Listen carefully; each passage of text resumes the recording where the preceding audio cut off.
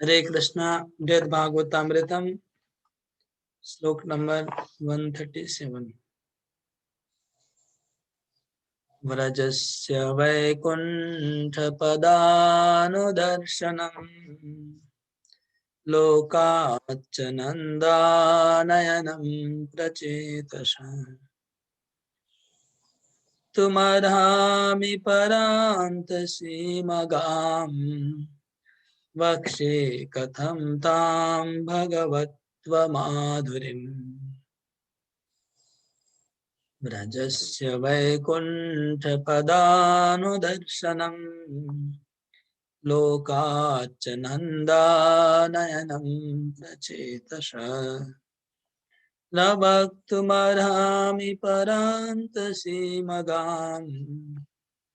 वक्षे कथं तां भगवत्त्वमाधुरीम् किमेषां व्रजचेष्टितानां सर्वतः श्रेष्ठबरो विचारे तदक्षराणां श्रवणे प्रवेशात् उदेति प्रेम भर प्रकृत्या कृष्णे हि तानां खिलोत्तमं यत् तर्के प्रकर्षं तनुते सधन्य तेषां दराकर्णनमात्रतोया सात् प्रेम पूर्णस्तमहं नमामि अहो किलाशेष विलक्षणस्य तदेकयोग्यस्य सदा कराब्जे विक्रीडितस्तत्प्रियवस्तुनोऽपि स्प्रष्टुं महत्त्वं रसना किमिष्टि। नारद मुनि गोप कुमार को सुना रहे वृंदावन की महिमा, भगवान की एक एक लीलाओं का वर्णन कर रहे हैं संक्षेप में, और उन लीलाओं को प्रार्थना कर रहे नारद मुनि। ब्रजवासियों का वैकुंठ दर्शन, नंदराज जी का वरुण के पास लाना, इस प्रकार की असीम लीलाओं को मैं वर्णन करने में असमर्थ हूँ। भगवत्ता माधुरी का कैसे वर्णन किया जाए? श्री कृष्ण की उन ब्रज लीलाओं को कौन वर्णन कर सकता है जो विचार पूर्वक देखने से अन्य सब अवतारों की लीलाओं से श्रेष्ठ है। यहाँ तक कि उन लीलाओं के शब्द श्रवण मात्र से ही स्वाभाविक होता है। श्री कृष्ण अन्य अवतारों की लीलाओं से श्रेष्ठ है। इस विषय की युक्ति पूर्वक जो स्थापना करते हैं वे धन्य है। उन लीलाओं के थोड़े श्रवण मात्र से भी जिनके हृदय में पूर्ण प्रेम होता है, मैं उनको नमस्कार करता हूँ। अहो, जैसे श्री कृष्ण अन्य सब अवतारों से विलक्षण है, उसी प्रकार की उनकी बंसी भी विलक्षण है, जो सदा उनके हस्त कमल में अत्यंत प्यारी वस्तु के सदृश विलास करती रहती है। उसकी महिमा को मैं अपनी जीवा से स्पर्श करने में भी असमर्थ हूँ। नारद मुनि कहते हैं कि इसके बाद श्री कृष्ण नंद महाराज जो वरुण देव पकड़ के लेके गए थे, तो श्री कृष्ण नंदा वरुण के वरुणालय में गए यमुना में, और वरुण देव को श्री कृष्ण ने दर्शन दिया। वरुण देव ने श्री कृष्ण की पूजा की। उसके बाद वरुणालय से वापस आने के बाद सब ब्रजवासियों ने श्री कृष्ण को पकड़ा और कहा कि हमें भगवान का वैकुंठ का दर्शन करवाइए। तो सब ब्रजवासियों को वैकुंठ का दर्शन करवाया गया।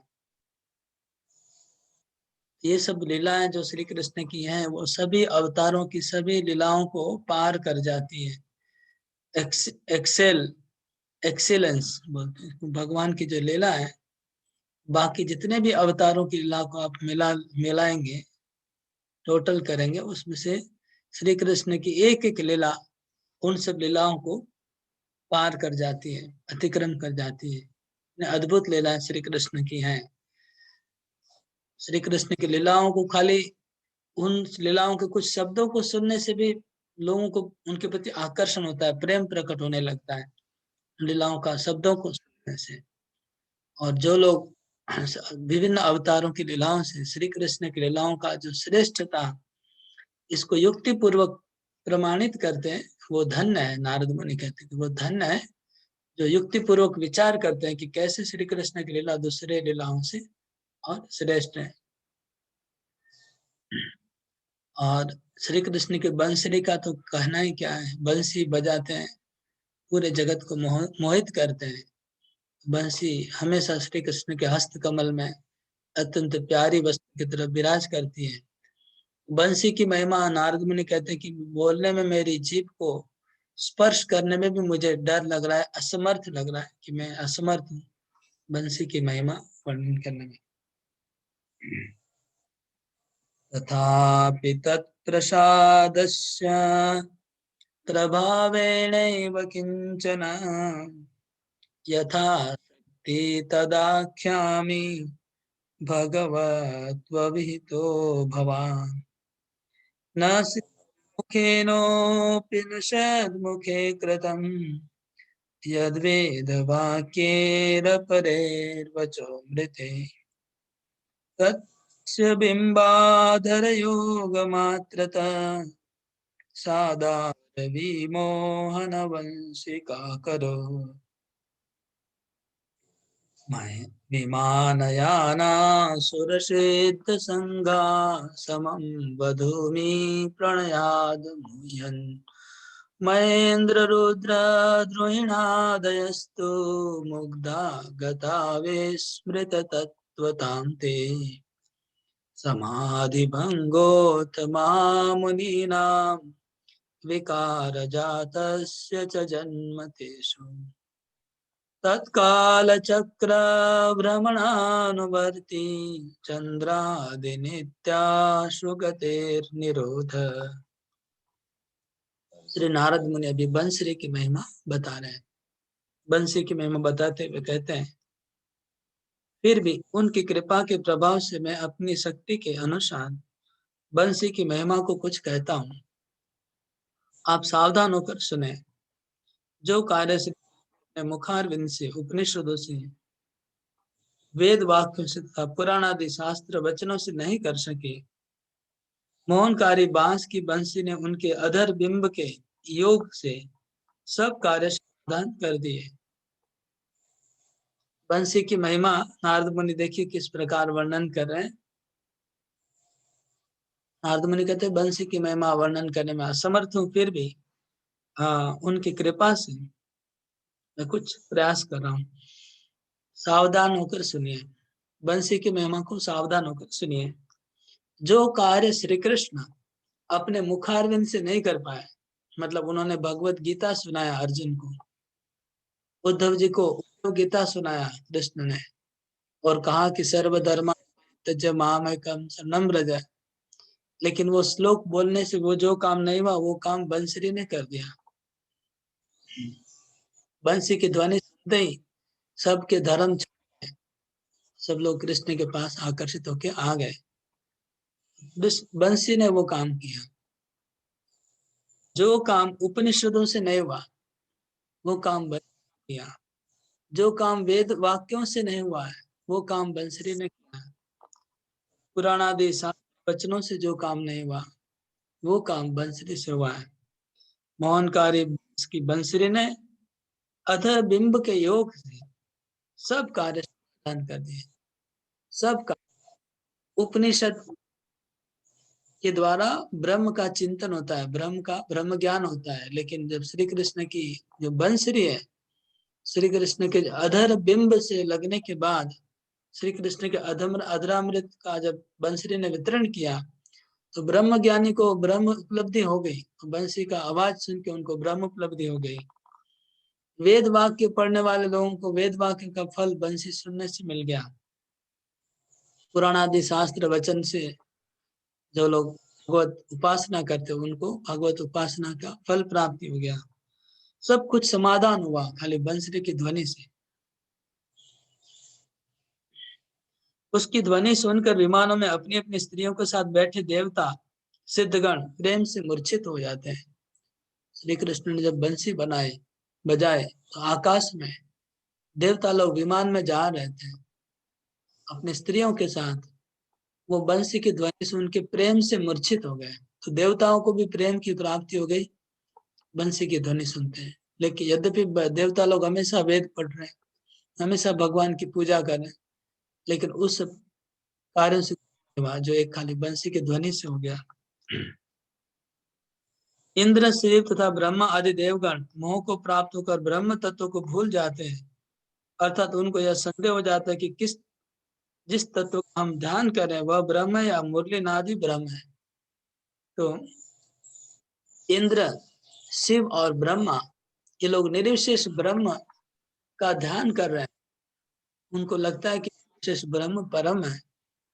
लेकिन जब बंसी की ध्वनि सुनी तो उनका निर्विशेष ब्रह्म से भी ध्यान आकर्षित हो गया और बंसी की तरफ ध्यान चला गया।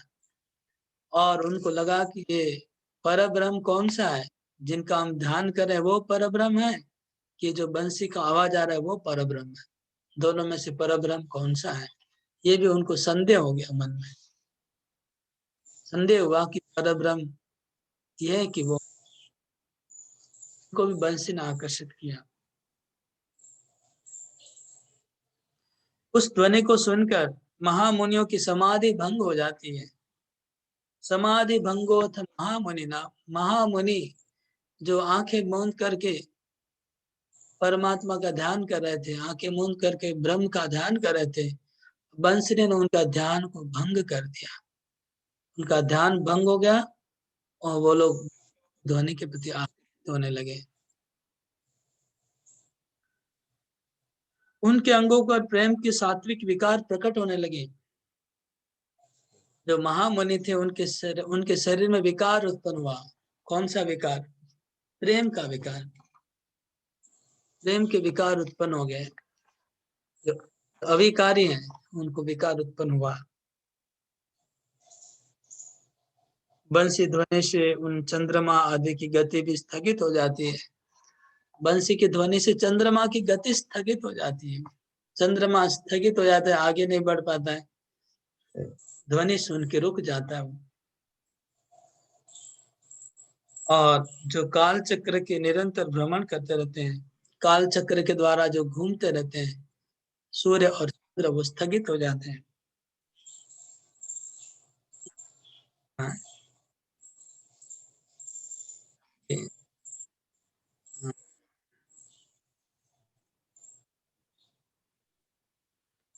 तत्काल चक्र नहीं, गोपाश्च कृष्णेर्पित देह देहिका आत्मानो निजाचार विचार चंचला लोकद्वयाते स्वनपेक्षिता धृता भार्यामपि स्वस्य नमन्ति तत्प्रियाम् गोच कृष्णेऽर्पितदेह देहिकात्मानुबीजाचार विचार चञ्चला लोकद्वयार्थे स्वनपेक्षिता धृता भार्यामपि स्वस्य नमन्ति तत्प्रियाम् तद्बालका सङ्गरता हि तस्या छाया इमामं क्षणमप्यदृष्ट्वा दूरे गतं कौतुकतः कदाचित् वार्ता रमन्ते त्वरया स्पृशन्त। वो बिलोमंगल ठाकुर का जो क्या था, गोविंद दामोदर स्तोत्र, उसी प्रकार के श्लोक लग रहे सुनने से।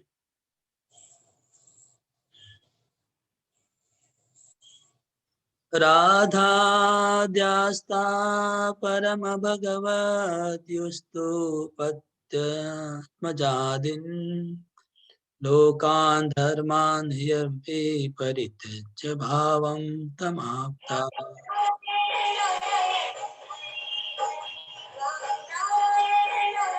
अरे आपका फोन बज रहा है।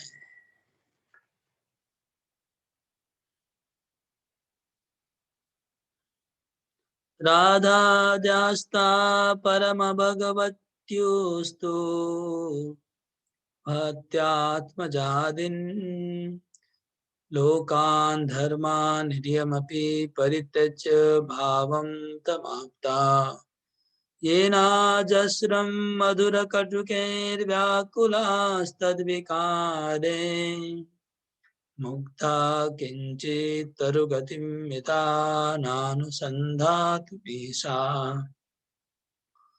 आश्चर्यवे शृणुपशुगणा बुद्धिना त्वमाप्ता गावो वत्सा वृषवनं मृगा पक्षिणो वृक्षवासा दूरे दूरे क्रीडारतजलखगा स्थावरा ज्ञानशून्या नद्यो मेघा अपि निजं निजं तत्यजुस्तं स्वभावम्। बहुत बड़ी बड़ी महिमा है वृंदावन की यहाँ पर।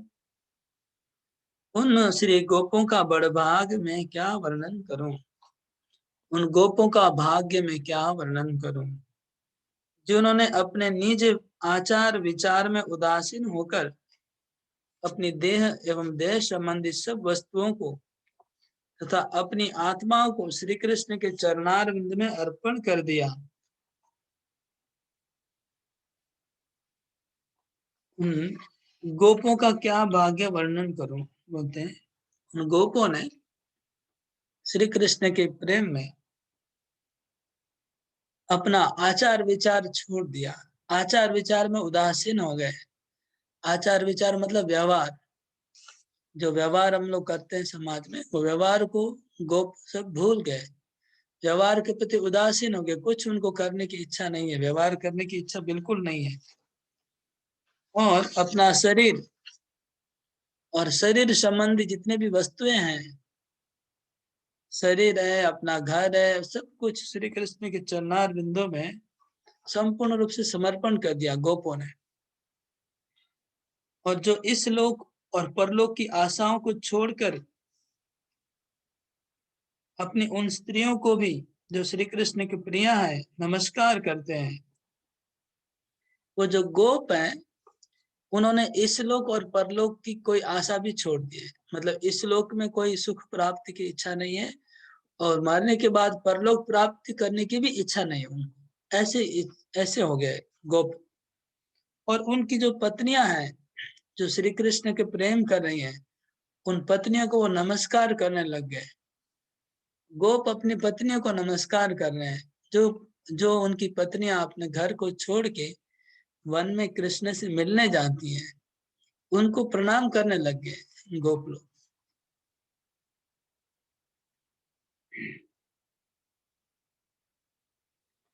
उन गोपों के बालक, उन गोपों के बालक जो श्री कृष्ण के साथ उनकी छाया की तरह रहते हैं, उन गोपों के जो बालक हैं वो श्री कृष्ण के साथ में छाया की तरह रहते हैं। मतलब एक मिनट भी कृष्ण से पीछे, कृष्ण से बिछड़ना नहीं चाहते हैं, छाया की तरह उनके पीछे पीछे पीछे पीछे हमेशा कृष्ण के पीछे पीछे चलते हैं वो गोपों के बालक।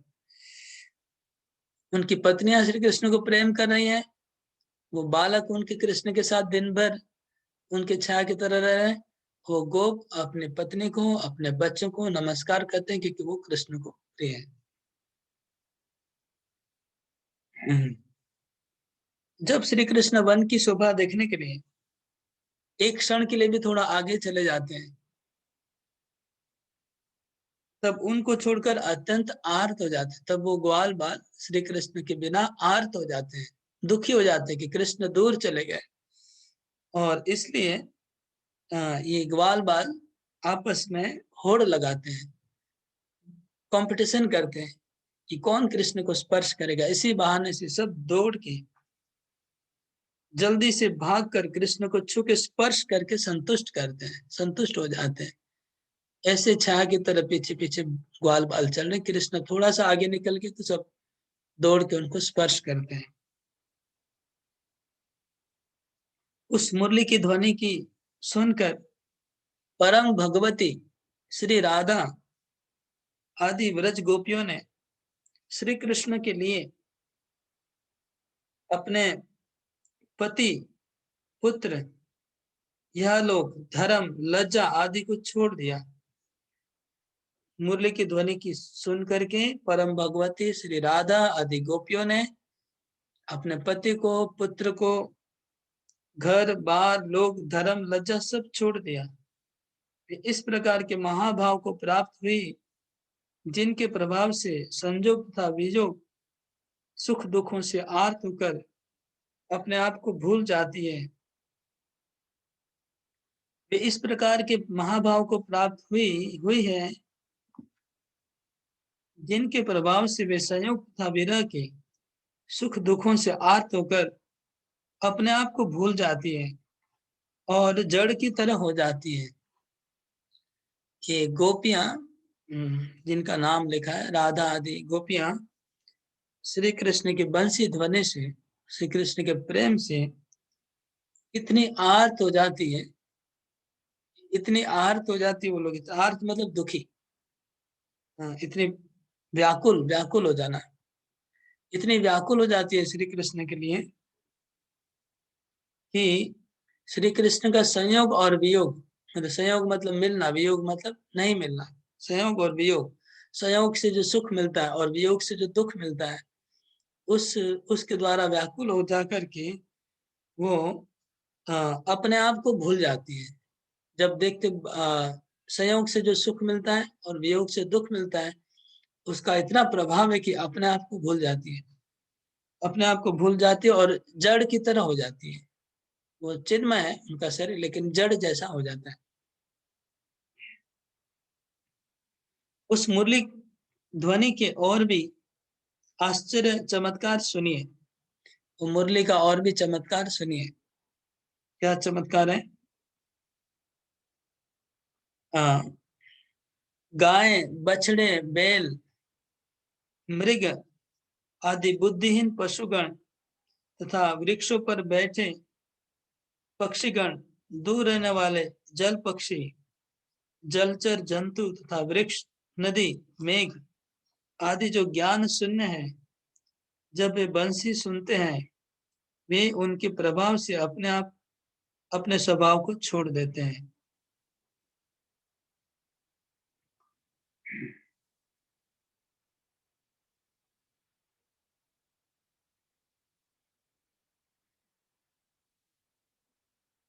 तो जो पशुगण है,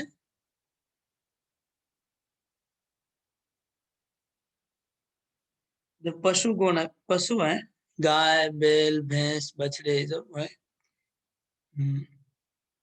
जो बुद्धिहीन है, वो वो पशुगण भी जड़ जैसे हो जाते हैं, बंसी की ध्वनि सुन के स्थिर हो जाते हैं। और वृक्ष के ऊपर बैठे हुए पंछी, वो भी स्थिर हो जाते हैं बंसी की ध्वनि सुन के।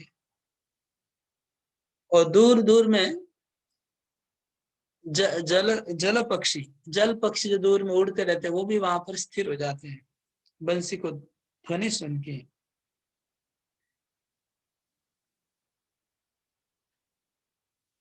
और जो वृक्ष है और पर्वत है, वो भी बंसी की ध्वनि सुन के ज्ञान शून्य हो जाते हैं। सब लोग अपना अपना स्वभाव त्याग कर देते हैं। अपना स्वभाव का त्याग करना मतलब बछड़े खाते खाते उनका मुंह बंद हो जाता है। नदी बह रही है लेकिन रुक जाती है। पहाड़ जो स्थिर है वो हिलने लगता है। तो सब अपना स्वभाव छोड़ रहे हैं बंसी की ध्वनि को सुन के। बंसी का ध्वनि का वर्णन हुआ। हरे कृष्ण। आज मैं यहाँ रखता हूँ।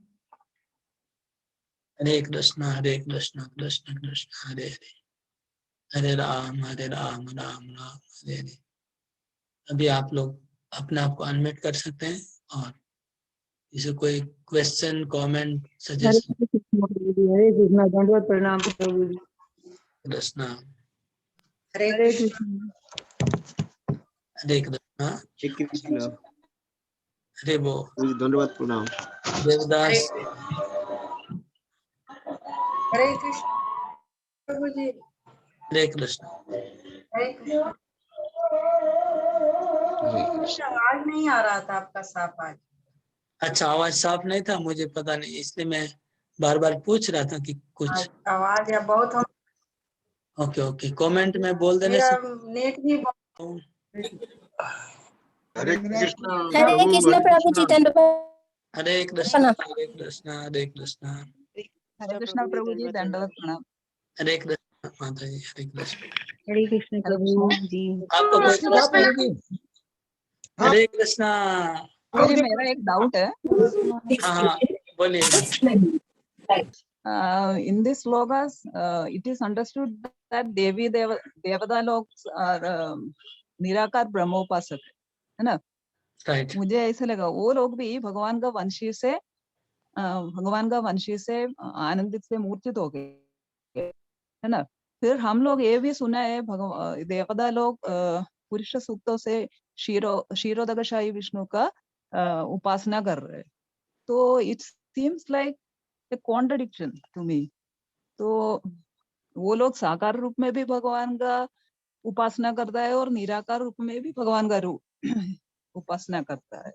तो वो लोग एक्चुअली वो लोग भगवान को ठीक से पता जानता नहीं है। कृष्ण ही supreme personality of God. It is my question.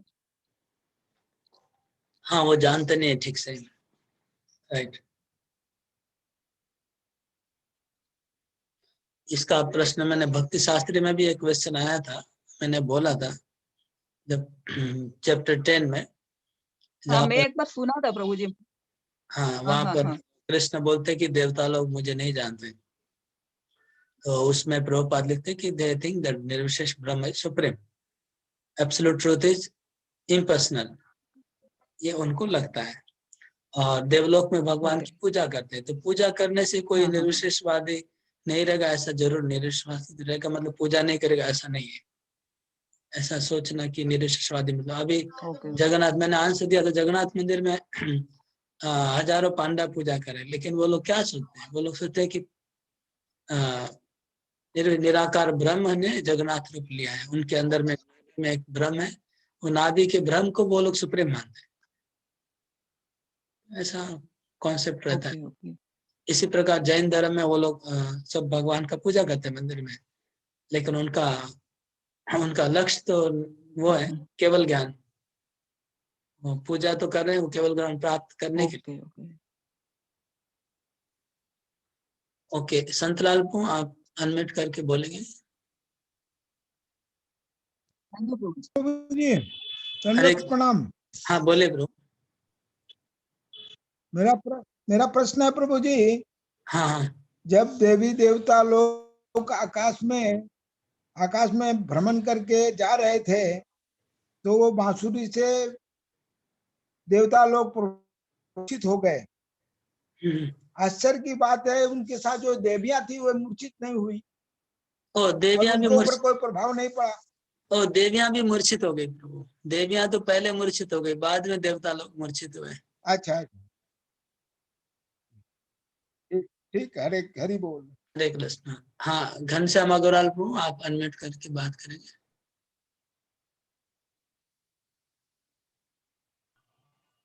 हरे कृष्णा। हरे कृष्ण। हरे कृष्ण प्रभु जी, मैंने प्रवचन सुना था। हरे कृष्णा प्रभु। हाँ, बोलिए बोलिए। मैंने यूट्यूब में आपका एक प्रवचन सुना था कि भाई भगवान की भक्ति करने से भगवान उनके सारे पाप नष्ट कर देते हैं। प्रभु जी, हरे कृष्णा प्रभु। हाँ, आप बोलते जाइए, पूरा बोल दीजिए, आवाज हरे कट कृष्णा गया, प्रभु। पूरा बोल दीजिए। हाँ, तो मैंने आपको यूट्यूब में प्रवचन सुना था, भगवान सारे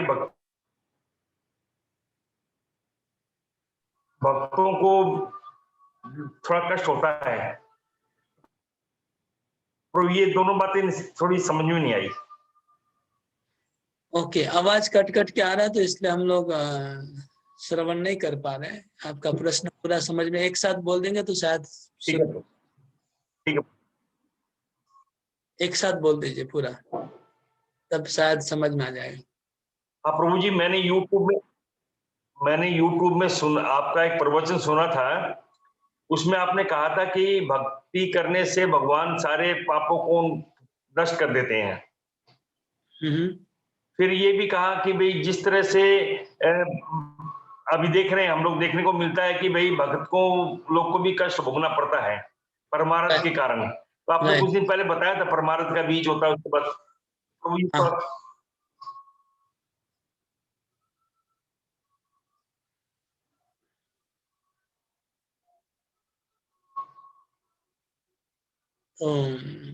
ओके, आपका प्रश्न समझ में आया हमको।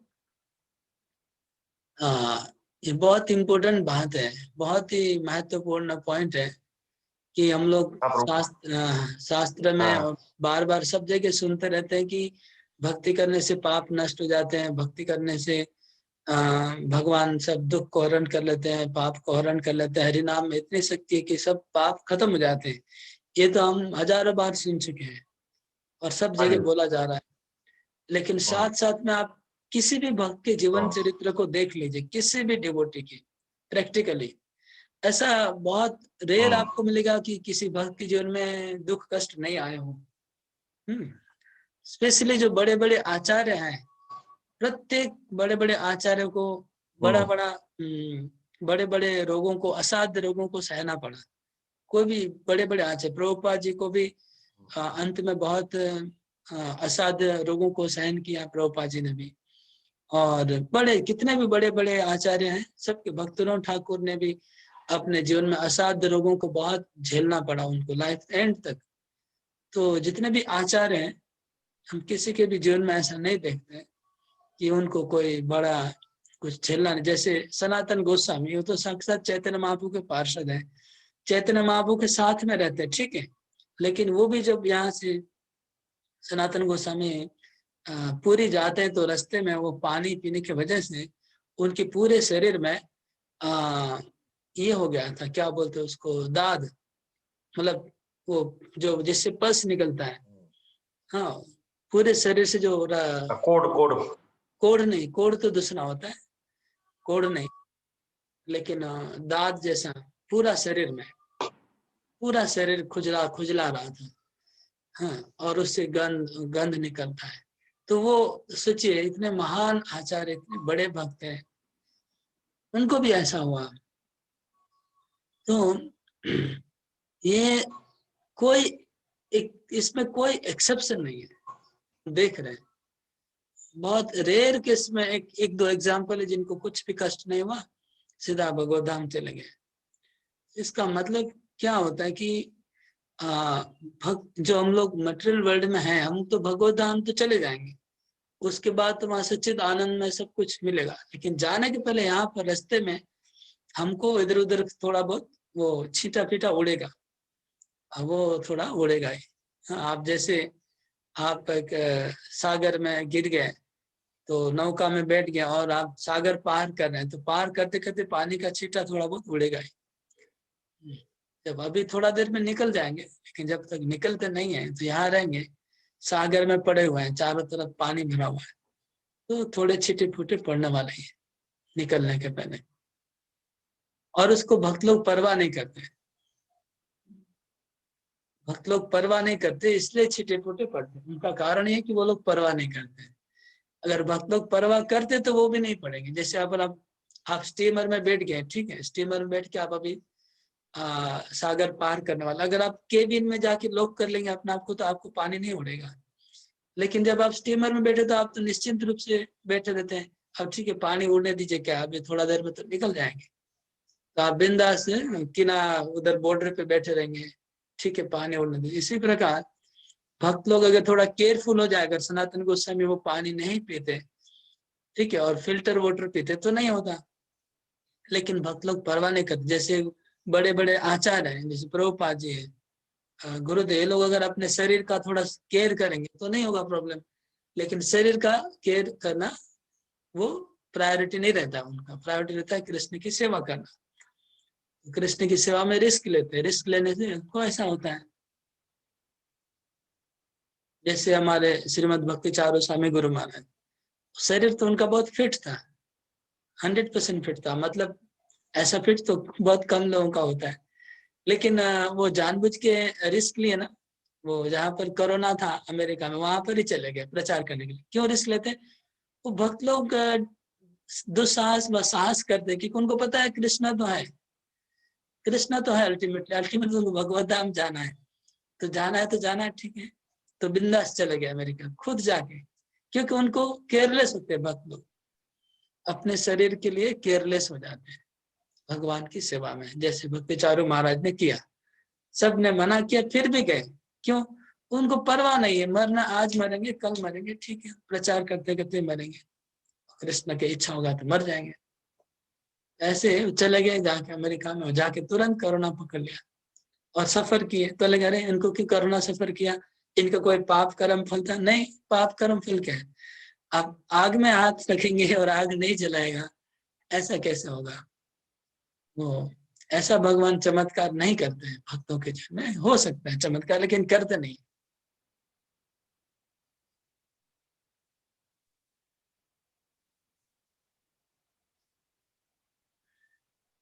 इसलिए भक्तों के जीवन में ऐसा दिखता है। ठीक है, समझ में आया क्या घनश्याम प्रभु? हाँ जी, हाँ प्रभु आगे, हाँ प्रभु आगे।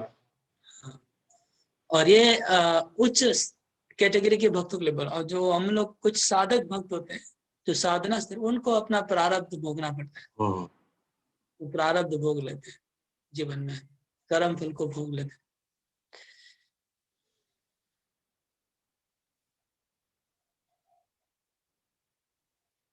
ओके, फिर हरे कृष्णा कृष्ण कृष्ण हरे हरे, हरे राम राम राम हरे हरे।